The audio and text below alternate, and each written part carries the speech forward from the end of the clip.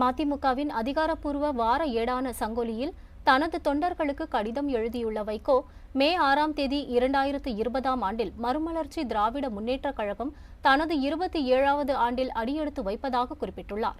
கால் நூற்றாண்டை கடந்த நமது மறுமலர்ச்சி பயணத்தை திரும்பி நோக்கினால் மலைப்பாக இருப்பதாகவும், தியாக தணலில் பூத்த நெருப்பு மலர்தான் மறுமலர்ச்சி திராவிட முன்னேற்றக் கழகம் என தெரிவித்துள்ளார்.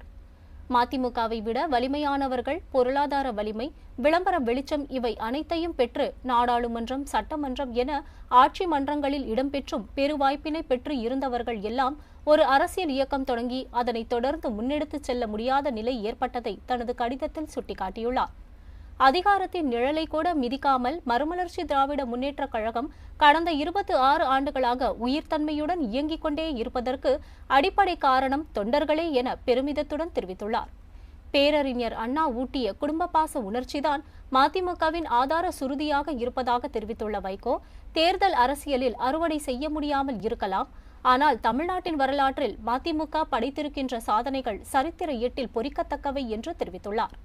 பூமி பந்தில் வாழுகின்ற தமிழர்கள் உலகில் எந்த மூலையில் இருந்தாலும் அவர்களை காக்கும் இயக்கமாக மதிமுக திகழ்கிறது என்ற பெருமையை பெற்று இருப்பதாக அவர் தெரிவித்துள்ளார்.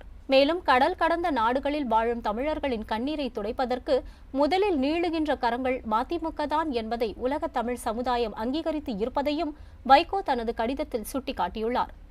தமிழர்களின் இன்னொரு தாயகமாம் தமிழீழ மண்ணில் தொப்புள் கொடி உறவுகளான தமிழ் மக்களின் விடுதலை போருக்கு மதிமுக தான் தமிழகத்தில் களம் அமைத்து ஆதரவு தருவதில் சமரசமின்றி இன்னமும் உறுதியாக இருக்கின்றது என தெரிவித்துள்ள வைகோ, தமிழீழ விடுதலை வேட்கை வெற்றி பெறுவதற்காக அரசியல் லாப நட்டங்களை பார்க்காமல் தொடர்ந்து குரல் எழுப்பும் கடமையை மதிமுக மேற்கொண்டு வருவதாக தெரிவித்துள்ளார். தமிழீழம் மலர பொது வாக்கெடுப்பு ஒன்றே தீர்வு என உலக அரங்கில் குரல் எழுப்பியது தான் என்பதை நினைவு கூர்ந்துள்ள வைகோ, விடுதலை புலிகள் இயக்கத்தின் மீதான தடையை இந்திய அரசு நீக்க வேண்டும் என்று தொடர்ந்து நீதிமன்றங்களில் சட்ட போராட்டம் நடத்தி வருவது மதிமுக தான் என வைகோ குறிப்பிட்டுள்ளார்.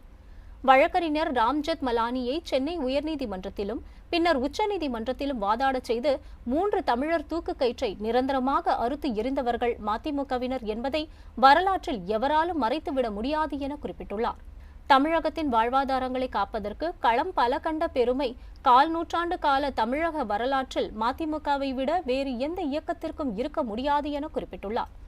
மதிமுக முனைப்புடன் நின்று போராடியதால் தான் முல்லை பெரியாறு அணை தகர்க்கப்பட்டு விடாமல் காப்பாற்றப்பட்டதாக தெரிவித்துள்ள வைகோ, காவிரியில் தமிழக உரிமையை நிலைநாட்ட களம் காணுவதில் முன்னணியில் நின்றதும் மதிமுக தான் என நினைவு கூர்ந்துள்ளார்.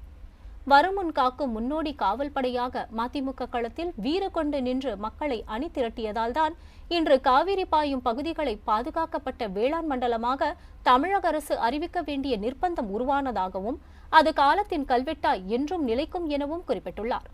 முல்லை பெரியாறு உள்ளிட்ட தமிழக வாழ்வாதாரங்களை காக்க மதிமுக முன்னெடுத்த போராட்டங்களை தனது கடிதத்தில் நினைவு கூர்ந்துள்ள வைகோ, நெய்வேலி பழுப்பு நிலக்கரி நிறுவனம் இன்று பொதுத்துறை நிறுவனமாக நீடிக்கிறது என்றால் வாஜ்பாய் பிரதமராக இருந்தபோது அதனை தனியார் மயமாக விடாமல் தடுத்தது மதிமுக என்பதை எவரும் மறுத்துவிட முடியாது என குறிப்பிட்டுள்ளார்.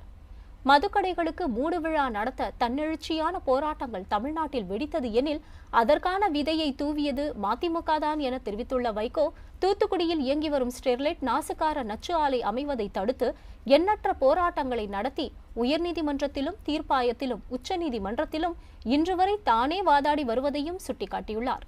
திராவிட இயக்கத்தின் சமூக நீதி தழைக்கவும், தமிழின, மொழி, அரசியல், பொருளாதார உரிமைகளை காக்கவும் திராவிட இயக்கத்தின் பரிணாம வளர்ச்சியில் இன்னொரு கூறாக தந்தை பெரியார், பேரறிஞர் அண்ணா காட்டிய லட்சிய பாதையில் மதிமுக தடமாறாமல் பயணித்து வருவதாக தெரிவித்துள்ளார். நாட்டின் பன்முகத்தன்மையை சீர்குலைத்து வரும் இந்துத்துவ மதவாத கூட்டத்தின் கொட்டத்தை அடக்க திராவிட இயக்க ஒற்றுமையை பேண வேண்டும் என்ற மகத்தான அரசியல் முடிவுடன், தொலைநோக்கு பார்வையுடன் மதிமுக திமுகவோடு கரம் கோர்த்து அதில் உறுதியாக பயணித்து வருவதாக குறிப்பிட்டுள்ளார். சென்னை தொடங்கி கன்னியாகுமரி வரை மதிமுக நிர்வாகிகள், தொண்டர்கள் கொரோனா நேரத்தில் மக்களின் பசி போக்கவும் நிவாரணப் பொருட்களை வழங்கவும் ஊருக்கு ஊர் முனைப்புடன் இன்று தொண்டாற்றி வருவதை எண்ணி பெருமிதம் கொள்வதாக வைகோ குறிப்பிட்டுள்ளார்.